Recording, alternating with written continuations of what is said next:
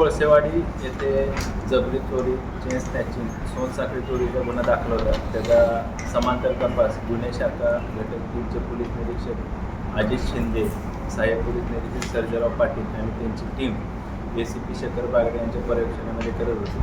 त्या जबरी चोरीच्या गुन्ह्यामध्ये 2 आरोपी निष्पन्न झाले. एक कासिम इराणी आणि मुख्तार इराणी. कासिम इराणी हा राहणारा अहिल्यानगर श्रीरामपूर इथला आहे आणि मुख्तार इराणी हा राहणारा आंबोली कल्याण इथला आहे. हे 2 आरोपी निष्पन्न झाले. त्या आरोपींना ताब्यामध्ये घेऊन त्यांच्याकडून एकूण 52 सोनसाखळी चोरीचे, बतावणीचे किंवा पोलीस असल्याचे भासवून फसवणूक करण्याचे असे एकूण 52 गुन्हे उघडकीस आलेले आहेत, ज्यामध्ये एकूण 30 लाखाचा मुद्देमाल जप्त करण्यात आलेला आहे. या आरोपींनी ठाणे, नवी मुंबई, मुंबई तसेच कर्नाटक आणि इतर ठिकाणी गुन्हे केल्याचं निष्पन्न झालेलं आहे तपासामध्ये. त्याचबरोबर या आरोपींना उद्या 3 जानेवारीपर्यंत पोलीस कोठडी रिमांड आहे.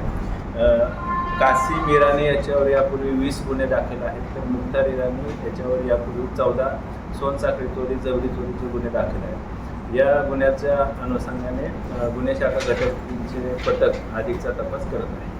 सर, आरोपीचा बॅकग्राऊंड अजून आरोपी असण्याची शक्यता आहे? अजून आरोपी असण्याची देखील शक्यता आहे, कारण या आरोपींनी ज्या पद्धतीने गुन्हे केलेले आहेत, त्यांनी हा चोरीचा माल कुणाला विकलेला आहे किंवा अजून याच्यामध्ये कोण त्यांचे साथीदार आहेत, तर त्या अनुषंगाने देखील अधिक तपास. सर, आरोपीचा बॅकग्राऊंड काय आहे?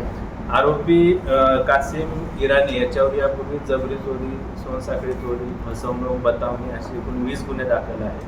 तर कासिम इराणी याच्यावर या पद्धतीचे एकूण 14 गुन्हे दाखल आहेत. सर,